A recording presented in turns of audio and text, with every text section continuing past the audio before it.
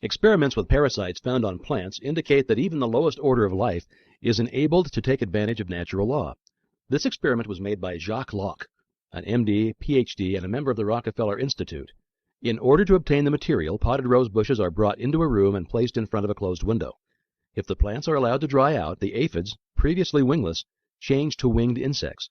After the metamorphosis, the animals leave the plants, fly to the window, and then creep upward on the glass. It's evident that these tiny insects found that the plants on which they'd been thriving were dead, and they could therefore secure nothing more to eat and drink from this source. The only method by which they could save themselves from starvation was to grow temporary wings and fly, and that's exactly what they did. Experiments like these indicate the omniscience as well as omnipotence is omnipresent, and that the tiniest living thing can take advantage of it in an emergency. Part 15 will tell you more about the law under which we live. It's going to explain that these laws operate to our advantage, that all conditions and experiences that come to us are for our benefit, that we gain strength in proportion to the effort expended, and that our happiness is best attained through a conscious cooperation with natural law.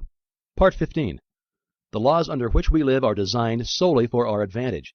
These laws are immutable. We cannot escape from their operation.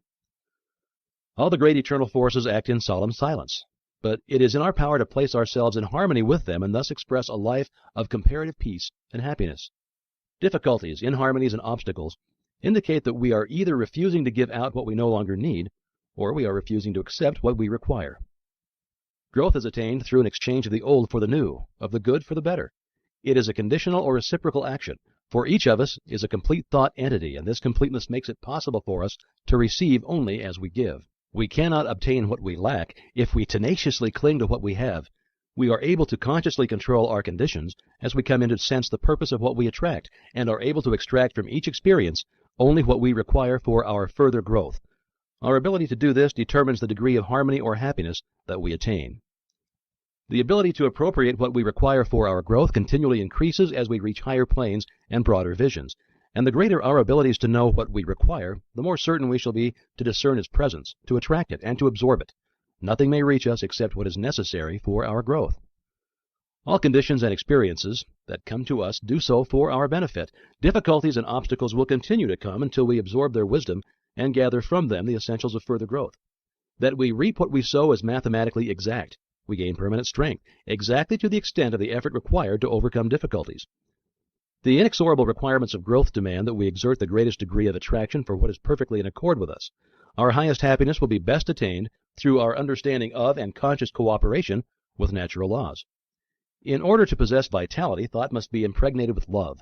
Love is a product of all the emotions. It is therefore essential that the emotions be controlled and guided by the intellect and reason. It's love which imparts vitality to thought, and thus enables it to germinate. The law of attraction, or the law of love, for they are one and the same, will bring to it the necessary material for its growth and maturity. The first form which thought will find is language, or words. This determines the importance of words. They are the first manifestation of thought, the vessels in which thought is carried.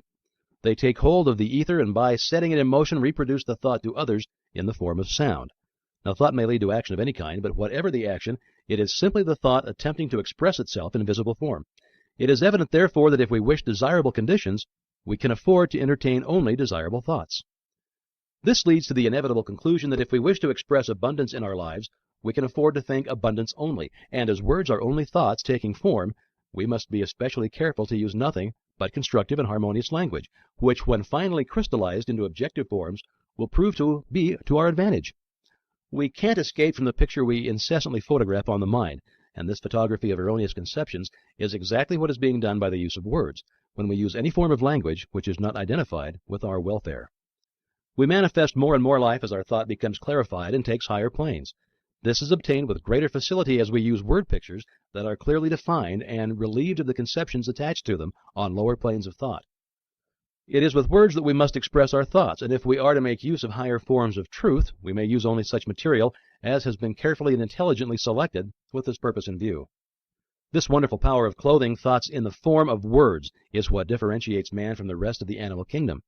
By the use of the written word, he has been enabled to look back over the centuries and see the stirring scenes by which he has come into his present inheritance. He has been enabled to come into communion with the greatest writers and thinkers of all time, and the combined record which we possess today is therefore the expression of universal thought as it has been seeking to take form in the mind of man.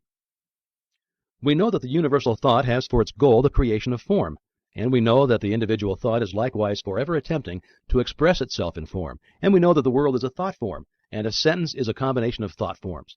Therefore, if we wish our ideal to be beautiful or strong, we must see that the words out of which this temple will eventually be created are exact, that they are put together carefully, because accuracy in building words and sentences is the highest form of architecture in civilization and is a passport to success.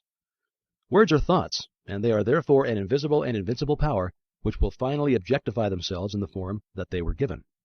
Words may become mental places that will live forever, or they may become shacks which the first breeze will carry away. They may delight the eye as well as the ear. They may contain all knowledge. In them we find the history of the past as well as the hope of the future. They are living messengers from which every human and superhuman activity is born. The beauty of the word consists in the beauty of the thought. The power of the word consists in the power of the thought. And the power of the thought consists in its vitality. How should we identify a vital thought? What are its distinguishing characteristics? It must have principle. There is a principle of mathematics, but none of error. There is a principle of health, but none of disease. There is a principle of truth, but none of dishonesty. There is a principle of light, but none of darkness. And there's a principle of abundance, but none of poverty. How shall we know that this is true? Because if we apply the principle of mathematics correctly, we shall be certain of our results. Where there is health, there will be no disease. If we know the truth, we cannot be deceived by error. If we let in light, there can be no darkness, and where there is abundance, there can be no poverty. Now these are self-evident facts, but the all-important truth that a thought containing principle is vital, and therefore contains life, and consequently takes fruit, and eventually but surely and certainly displaces the negative thoughts, which by their very nature can contain no vitality, is the one which seems to have been overlooked. But this is a fact which will enable you to destroy every manner of discord, lack, and limitation. There can be no question but that he who is wise enough to understand will readily recognize that the creative power of thought places an invincible weapon in his hands and makes him a master of destiny. In the physical world there is a law of compensation, which is that the appearance of a given amount of energy anywhere means the disappearance of the same amount somewhere else. So we find that we can get only what we give. If we pledge ourselves to a certain action, we must be prepared to assume the responsibility for development of that action. The subconscious cannot reason. It takes us at our word. We have asked for something, we are now to receive it, we have made our bed, and we are now to lie in it. The die has been cast. The threads will carry out the pattern that we've made. For this reason, insight must be exercised so that the thought which we entertain contains no mental, moral, or physical germ which we do not wish objectified in our lives. Insight is a faculty of the mind, and whereby we are enabled to examine facts and conditions at long range, a kind of human telescope. It enables us to understand the difficulties as well as the possibilities in any undertaking. Insight enables us to be prepared for the obstacles which we shall meet. We can therefore overcome them before they have any opportunity of causing difficulty. Insight enables us to plan to advantage and turn our thought and attention in the right direction instead of into channels which can yield no possible return. Insight is therefore absolutely essential for the development of any great achievement, but with it we may enter, explore, and possess any mental field. Insight is a product of the world within and is developed in the silence by concentration. For your exercise this week, concentrate on insight. Take your accustomed position and focus the thought on the fact that to have a knowledge of the creative power of thought does not mean to possess the art of thinking. Let the thought dwell on the fact that knowledge does not apply itself, that our actions are not governed by knowledge, but by custom, precedent, and habit. The only way we can get ourselves to apply knowledge is by a determined conscious effort. Call to mind the fact that knowledge unused passes from the mind, that the value of the information is in the application of the principle. Continue this line of thought until you gain sufficient insight to formulate a definite program for applying this principle to your own particular problem. The following is a thought by Horatio Bonar.